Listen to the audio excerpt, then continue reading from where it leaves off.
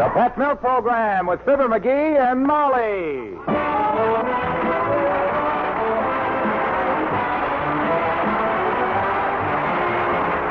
The first evaporated milk, Pet Milk, presents Fibber McGee and Molly with Bill Thompson, Gail Gordon, Arthur Q. Bryan, Dick LeGrand, Tyler McVeigh, Danny Richards Jr., and me, Harlow Wilcox. The show is written by Don Quinn and Phil Leslie and directed by Max Hutto with music by the King's Men and Billy Mills Orchestra. There comes a time in the life of every pet milk baby when he outgrows the bottle. But he never outgrows pet milk. And that's good news for mothers because it means that if yours is a pet milk baby, you need have no weaning problem at all. Your baby's always liked pet milk in the bottle, so naturally he'll like it in the glass. And what an easy way to be sure that he'll continue to get all the nourishing milk substances and vitamin D that means steady growth, sound teeth, and strong, straight limbs. According to doctors, a growing child should have at least a quart of milk each day. And over a period of weeks or months, that will cost quite a little money. That's why we think it worthwhile to remind you that pet milk, which helps keep so many youngsters sturdy and happy, costs less generally than any other form of milk. Get pet milk at your grocer's tomorrow.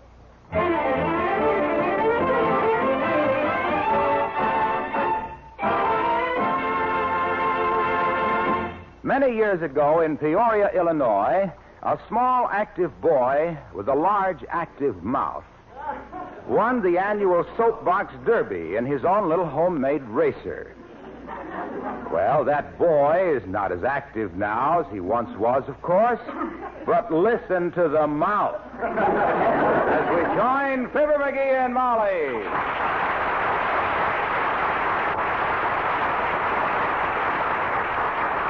When I seen this in the paper, Molly, about him running the Wistful Vista Soapbox Derby tomorrow, I says to myself, pata, I says. A very intelligent comment, dearie. Meaning what? Meaning what do kids these days know about building soapbox racers anyway? Why, when I was a kid, I could take an old cantaloupe crate, nail 4 pie tins on it for wheels, grease them with a stick of butter, and barrel down Main Street Hill faster than you could holler, look out for the open manhole. Those happy childhood days. Yeah, I had quite a reputation as a builder of soapbox racers in them days, Molly. I'll never forget old number 9. Number 9? Yeah, that was my championship model, old number 9. The one I finally won one with. Finished building it at 1 minute after 2 on May 3rd and won the race by 4 lengths in 5 minutes and 6 or 7 seconds at the age of 8. My lucky number 9. Should I try that backwards? What was the prize? What was the prize, dearie? 9 life insurance policies for your cat? No. $10 and a new bicycle. Oh, that's wonderful. That's what I thought till I rode past your house on the bicycle to show off. I rode no hands smack into a tree and picked myself up no teeth. I was so healthy, though, in them days, they grew back in again. Including those fillings? No. This is my 3rd set, thank goodness. My 2nd set grew in with the molars in front. I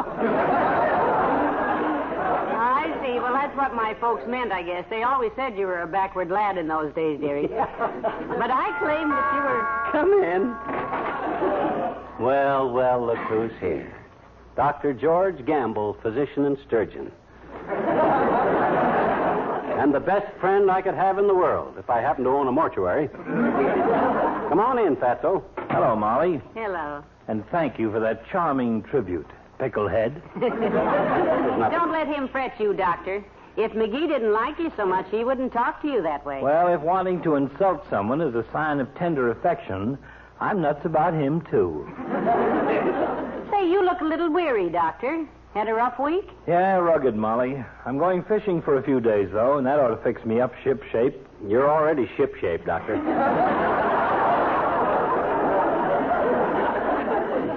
The shape of a ship. A stern wheeler. Oh, now, McGee, that isn't a very... Oh, I don't mind him, my dear. With him, it's purely defensive. What do you mean defensive? I'm as offensive as you are. I'd say more so, even. Well, I simply mean that he has... Come in. Hi, Mr. McGee. Hi, Miss McGee. Oh, hi, Teeny. Hi, Dr. Gamble. Hello, Teeny. Oh, yeah. I just thought I'd drop in, Mr. McGee. You're always so nice to little children. And I want to ask your advice, too, I betcha. It's never necessary to ask Mr. McGee's advice, Teeny. No. He throws it around like spaghetti at a Roman picnic. And it can get you just as messed up, too. What kind of advice do you want, Teeny? Yeah, ask me anything, sis. Old Uncle Fibber, the question and answer man. The question being, does he know any answers?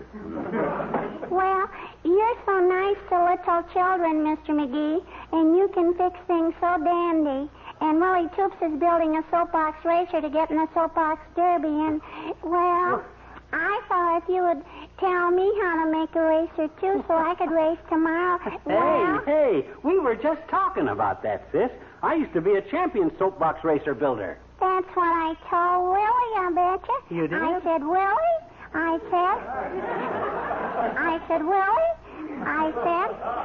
bet you Mr. McGee could build the best soapbox racer in the whole world, I said. Well, it's odd that you should ask my advice, sis, because you're talking to the guy that he's probably the greatest authority on soapbox racers alive today. You're alive today? Very odd. I could swear that... Oh, quiet down. Now, the first thing you do, Teeny, is you find yourself a big box. Oh, gee, that's a wonderful idea. Yeah. Gee, a big box. And then you find 4 wheels the right size and you attach them right to the box. Oh, that's a dandy idea. Attach the wheels right to the box. Oh, wait till I tell Willie. Oh, boy, I sure wish I knew as much as you do, mister, and had all the tools you got, but, well, I'm just a little girl, and I can't do stuff like smart men like you can. This is the most obvious. Quiet, Doctor. Let it work itself out. Okay. Where was I now? Oh, yeah. Anyway, mister, thanks ever so much for telling me how to do it, but, well, maybe I better let it go till I'm a bigger kid and... Hey. Look, Oh, boy, here it comes. I got an idea. I wondered if you were ever gonna. Suppose I build you a soapbox racer. I got the tools, I got the time, I got the know-how. If I get right to work, I Oh, can... this is wonderful. Oh, boy, thanks ever so much. Gee, you're nice to little children, Mr. McGee. Well, shucks. Oh, wait till I tell Willie. Hey, Willie. Yeah? What happened? He fell for it? Like a ton of bricks. Is he gonna do it? Sure.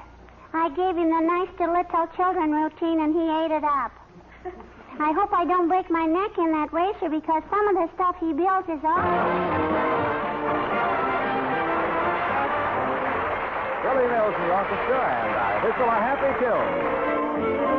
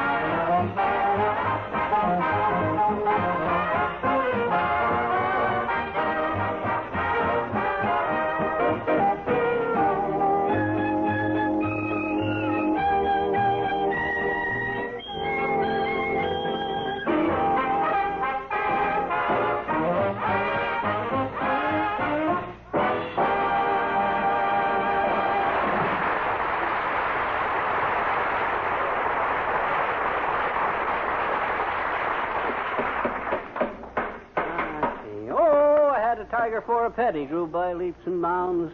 The day my sister disappeared, he gained 100 pounds. We knew he was a man-eater, and our minds were in a whirl. We think he must have got confused, 'cause sister was a girl. Well, how are you coming along with the Soapbox Racer, Mr. Kettering? Kettering? I remind you of Charlie Kettering, the General Motors genius? No. Oh. Nope. I was thinking of Sore Thumb Kettering, Oh. the handyman we had in Peoria. Oh, him. His front porch was always a mess like this. Yeah. I remember old Sore Thumb. Used to build custom-built chicken coops for the farmers. Yeah. Yeah. But he had to give it up because he was always nailing himself inside. I wonder whatever happened to him.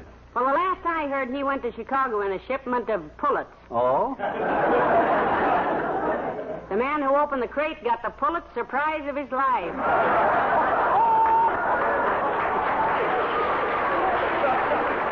Don't you get it, McGee? Pulitzer Prize? It's a play on words. Ain't funny, kiddo. Why not? Because I didn't think of it. Hey, look, it's starting to shape up now, Molly. This baby's going to be an exact copy of my little old number 9, the racer I built as a kid. It was what you might call a teardrop design. Teardrop. Yep, I used to cry like a baby every time I sat in it. Till I got smart and hammered down the nails in the seat. You see, it was the nails. Oh, let's see. Say, McGee, which is the front end of that thing, or haven't you decided? Well, this end here, I think. Yeah, this end here's the front end. I'm building the front end low and the back end high. You see, with the low front end and the high... Oh, hi, Latrivia. Oh, hello, McGee. Hello, Molly. Hello there. Well, building a soapbox racer. Yeah. That looks like fun. Yeah, you want to watch, Latriv? Just sit down on the porch railing there, boy. And don't talk. Now, let's see. Excuse me, but what's the idea of the low front, McGee? Are you getting it ready for television?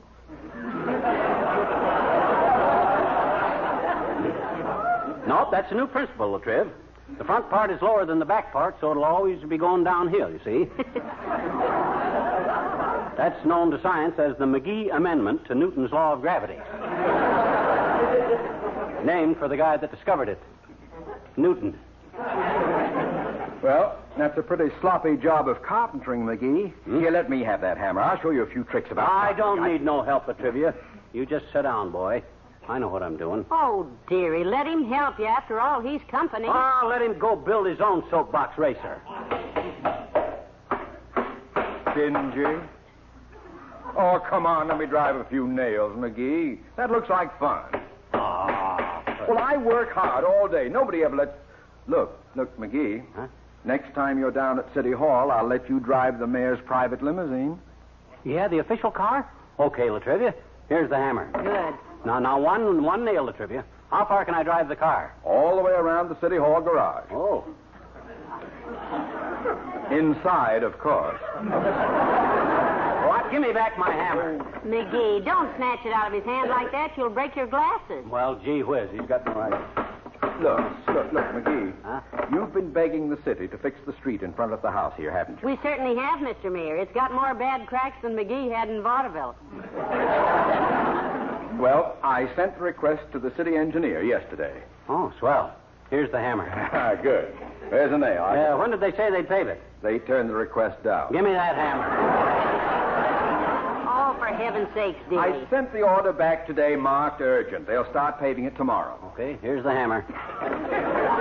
And if they don't pave it, Mr. Mayor, you promise to come back and pull the nail out? This is the silliest thing. By George, I haven't done any carpenter work since... Let me see now. I'll put this brace right here. That's a good place for it, yes. There, that's it. Now, hand me another nail while I'm down here. Now, is it? Oh, I must have sprained my back. I can't straighten up. Why, of course you can't, Mr. Mayor. You nailed your necktie to the porch. I did? Oh, yes.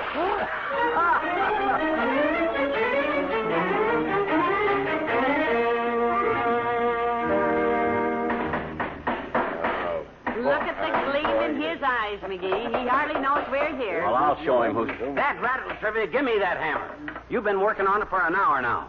You got a lot of crust anyhow coming in here taking over my job. I don't tell you how to run the city hall, do I? Oh, the heck you don't. Every Everybody does. Just a couple more nails, McGee. Come on. No, sir. My gosh, if I didn't have respect for your job as the mayor of this town, I'd poke you right in the nose. If you weren't holding that hammer. Oh, McGee, now that's not the... Oh, is that so? Yes, that's so. Well, if this hammer is all that's keeping you from striking me, McGee, I'll hang on to it. Where's another nail? Let me hit another nail. Hi, fellas. Hi, Molly. Hello. Hello. Teeny and I just dropped by to see how her racer is coming along. Well, I'd have had it built by now if Latrivia hadn't come along. Boy, is that going to be it, Mr. McGee? Yep. Is that my dandy little soapbox racer? Is it? Yeah, this is it, sis. Pretty rough yet, but when I get it finished, it'll be great. Well, nothing is too good for Teeny, pal. Yeah. She was a pet milk baby, and she's still a pet milk girl because she... Yeah, we know. That's You important. going to be at the Soapbox Derby tomorrow? I'm the official starter, Harlow. It looks like a great race. I'll be there. And speaking of a great race, my favorite one is the human. Ooh. Oh, that's cute. Isn't it, Mr. Mayor? Yes. How did that get into the conversation? Well, Mayor, we were speaking of the race, and I just realized that when you race your children on pet milk, you get them off to a flying start. This goes on all the time, Homer. Great Scott. Well, you see, Latrivia, growing children need those good milk minerals and the vitamin D that pet evaporated milk gives them. But the Soapbox Derby is going to be And when you raise your child on pet milk, you're making sure that he gets all the nourishing milk substances he needs to grow strong, straight bones and good, sound teeth. Because pet is one of the best. Hey, when does it start, Mr. Wilcoxon? When does it start? It starts when you're just a tiny baby, Teeny. That's the human race. When you... starts when your mother gives you your first pet milk formula. And as you grow up on pet milk, you'll always continue to grow. No. She meant when does the race start, Harlow? Yeah. It starts at 3 minutes after 3 o'clock tomorrow afternoon, Teeny. Thought it started at 3 o'clock sharp. Why 3 after? Because I've done this every year for 6 years, and I know what happens. Oh? At 3 o'clock sharp, I pull the trigger of the starting gun. Nothing happens. Defective ammunition. At 3:02, I reload. At 3:02 and a half, I pull the trigger again. The gun falls apart. At 3 minutes after 3, I snatch a paper bag from someone in the crowd, dump the lunch out of it, blow it up, and bam, they're off. It seems to me that a big shot like you should have a better gun. Well, I don't... Speaking of guns, some of our highest caliber citizens grew up on pet milk. Some of our biggest bores, too. Well, anyway, you see, it takes a lot of milk to raise a healthy child. And since pet milk costs less generally than any other form of whole milk, it's quite a saving. And it's very important. Mr. McGee, hey. Yeah, Teeny. Look, can I do anything to help you build my little soapbox racer? Can I do anything to help, Can I, Yes, you can, Teeny. You know where Kramer's drugstore is? Sure I do, I betcha. What do you want down there? Uncle Harlow. Get him out of here and take him down there and buy him a soda. Let him buy you one. That'll be a real help. Well, I can take a hint. Yeah, and take the mayor with you, too. Maybe I can get some work done then. Very well, McGee. That's your idea of gratitude after I ruin a $5 necktie and mash 3 thumbs trying to help. 3 thumbs. And he mashed one of mine, too. Then I, too, can take a hint. But don't tempt me tomorrow. Tempt you? When I fire that starting pistol tomorrow, duck. Good day, Molly.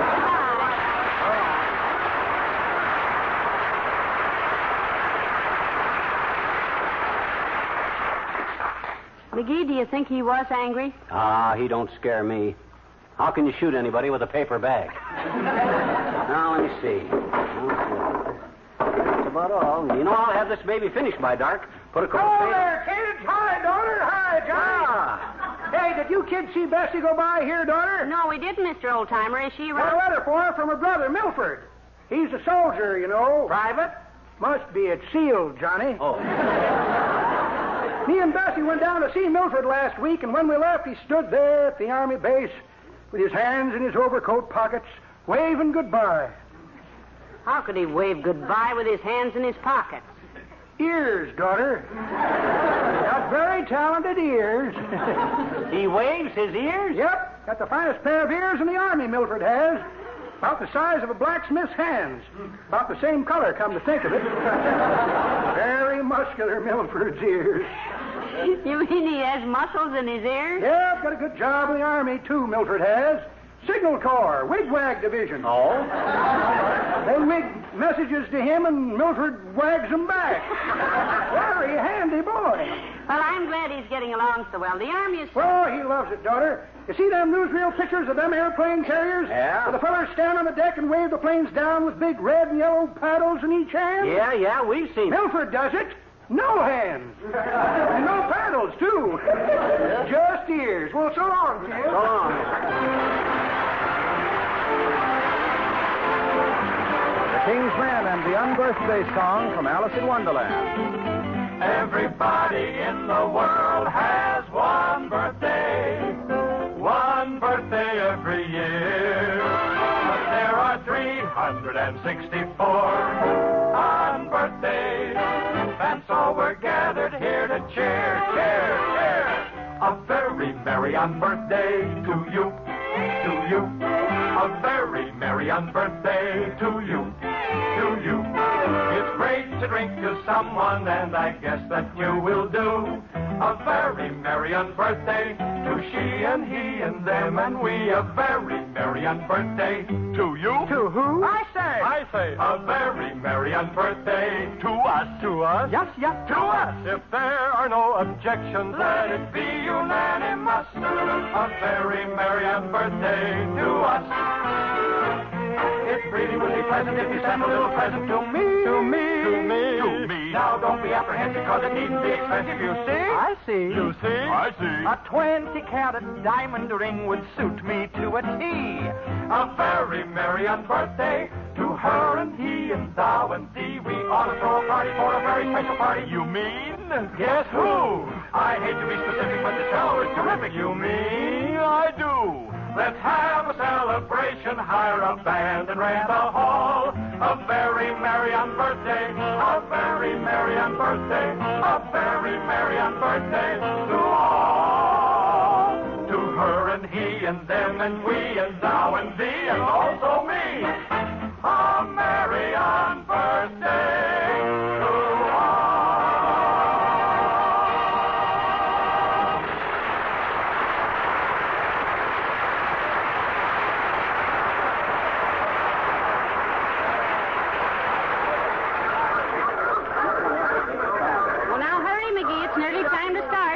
Look at the crowd. Now, don't drop the racer, Ole. Hold your end up, boy. Well, don't worry about me, McGee. You got the biggest end. If you can hold that up. Let us through, please. Racing car coming through. Through, please.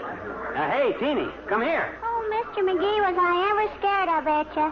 It's almost race time, and gee, I thought you were never coming. I told you I wouldn't let you down. Let her down, Ole. Oh, boy, look at that. Yeah. Hey, Willie, it's here. Look at my little racer is here, Willie. Look it. Yeah. Well, don't you like it, Billy? I think it's pretty good for Mr. McGee making it out of his own head and having plenty of wheels left over. Yeah. What do you mean, yeah? My racer can beat your racer anytime. You call that a soapbox racer? I can beat that boxcar with my feet dragging. You cannot. We'll bet you $1 jillion, million, trillion.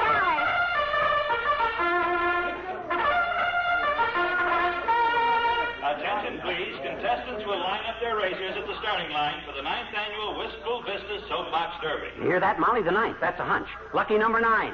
Move over, kids. This is my lane. Help me in, Mr. McGee. Hey, wait a minute, Teeny. Let me climb in it a minute first. Let me show you how to sit. That famous McGee crouch that brought me home in first place in my lucky number 9. Okay, mister. You show me. You gotta grip the wheel with both hands and crouch low, see, like this. Mm-hmm. That way you don't stir up so much wind assistance with your ears. Besides, you can hold it better. And now, folks, we bring you our official starter, Mayor Retrivia. Take it away, Your Honor. All right, ladies and gentlemen, let's give these little race drivers plenty of room. We're about to begin Wistful Vista's 9th annual Soapbox Derby. How about Mr. McGee? Oh, boy. I'll bet I go 90 miles an hour. Come on, get out, McGee. Let Teeny in. They're about to start. I'm kind of stuck. Tell me, Ollie. Oh, good gracious. This is the... Oh, Mr. McGee, hurry up, get All out. right. On your marks, everybody. Oh, no. Get set and may the best car win. Hey, wait a minute, don't Hey, the do car's it. too little and my hips are too wide. Pull, Molly. I'm trying to get you out. Hey, Ollie, get me out. Well, I'm working on it, McGee. Shrink up a little bit. Make small. That's right. I'm making it small as I can. Ready, set.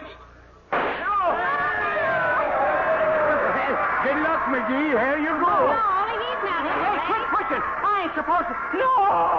Come back, Mr. McGee. Come Ladies back. and off, ladies and gentlemen. Number 3 with Willie Troops at the wheel is in the lead. With number 8 piloted by Wormhead Hutto, last year's winner close behind. Now number 4 driven by Sneaky Frazier is creeping up. Then number 9, I think it's number 9. No, here comes number 5, driven by Boo Boo Callahan, moving up faster. No, it's going to be number 3, Willie Toops. Yes, number 3 wins.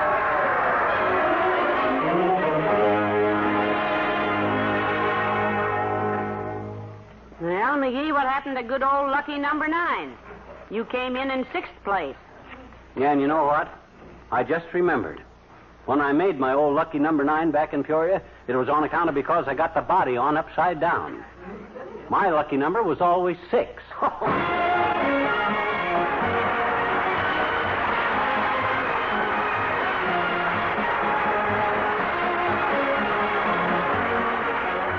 Fibber and Molly return in a moment. When you think of the many ways you can use pet milk, you begin to realize that it is truly an all-purpose, all-family food. First of all, it's the milk so many doctors recommend for babies because it supplies the minerals and vitamin D needed for building strong, straight bones and sound teeth. As for the rest of the family, well, you can use pet milk for making everything from delicious cream soups and satisfying main dishes to favorite desserts like puddings and cream pies. You can use pet milk, too, for making hot cocoa and other good, nourishing milk drinks for the youngsters.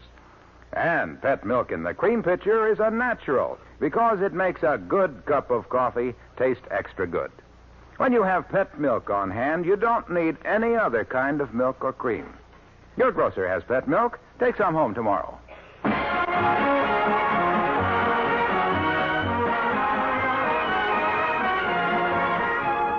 Hey, you see the Gazette tonight, Molly? All about the Soapbox Derby? Got my picture on page 1. But they fouled up the caption. Oh, what does it say? It says, local smart aleck loses up Derby. Loses up? That's an odd phrase. Yeah. Dumbbells couldn't even spell loses. They got it L-O-U-S-E-S, loses. Quite a coincidence. Just 6 letters. You're lucky 6 again. Huh? Oh, yeah. Good night. Good night, all.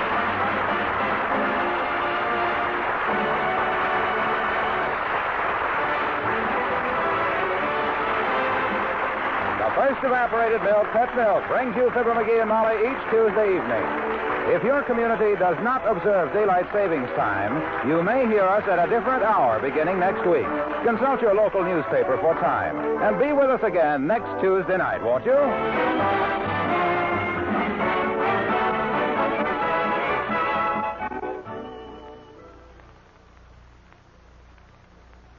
What would you do if, accidentally, of course, you had ruined something very valuable belonging to the wife of your husband's boss? Well, that's not exactly a happy situation to be in.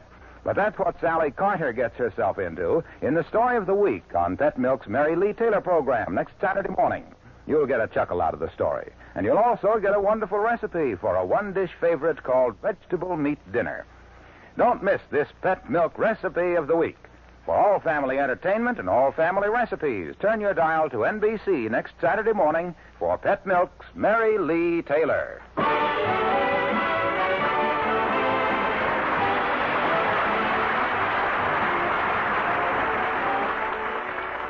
Tomorrow for Quiz Fun, hear Groucho. Now hear Big Town on NBC.